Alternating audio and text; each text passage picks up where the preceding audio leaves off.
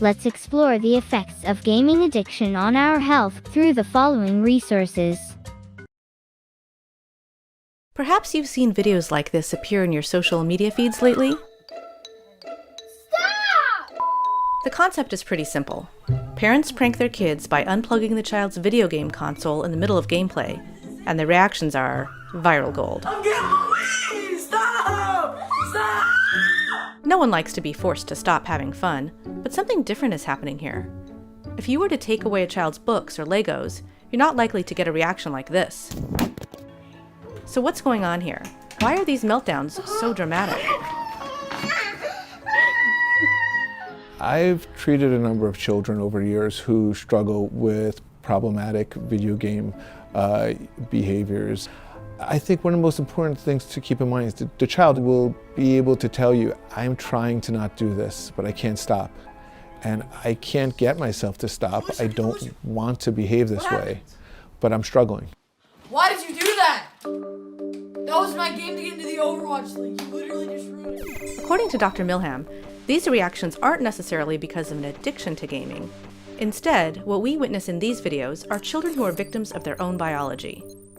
Being able to tolerate the feeling of frustration or that moment of sadness when you decide I'm not going to continue doing this, that is crucial. One of the reasons the children in these videos find it so hard to control themselves is because they don't yet have a fully developed prefrontal cortex.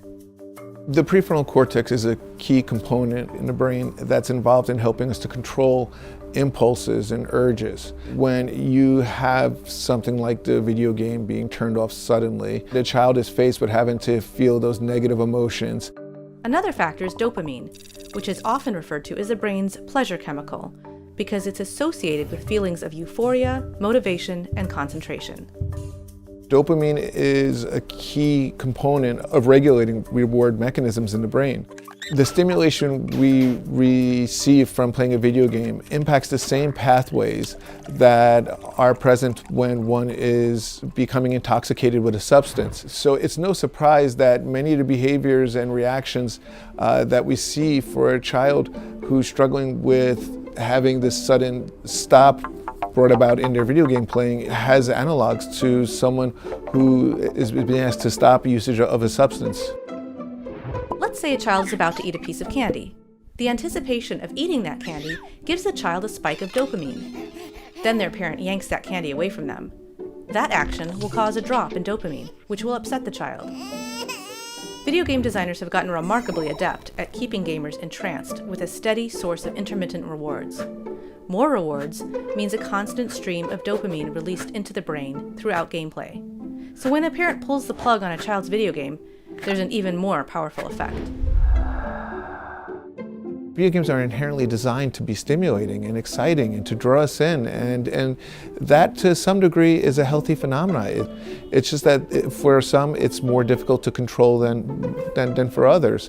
Is the video game somehow impairing their ability to function in the home, at school, or with other children? If we're not seeing any problematic behaviors and it's just concern about the frequency, then I think we can work on just trying to bring the frequency down. For many households across the country, meltdowns over video games are a very real part of everyday life. Parents we have spoken with say they find themselves in a battle of wills with their children when they tell them to turn off a video game and do homework, eat dinner, or go to bed. Dr. Milham recommends implementing 2 basic rules. Number 1, establish clear and consistent rules about the days and time of gameplay. Number 2, enforce a transition period between gameplay and bedtime. Dr. Milham also recommends that parents be wary of an underlying problem. Games may just be a coping mechanism.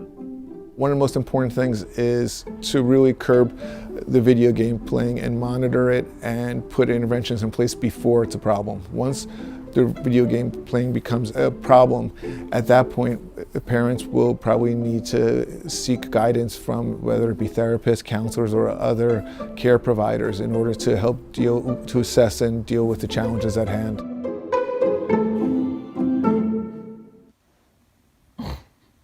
Mom!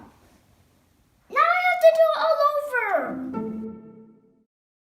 What are the effects of excessive game use on our body? Let's summarize.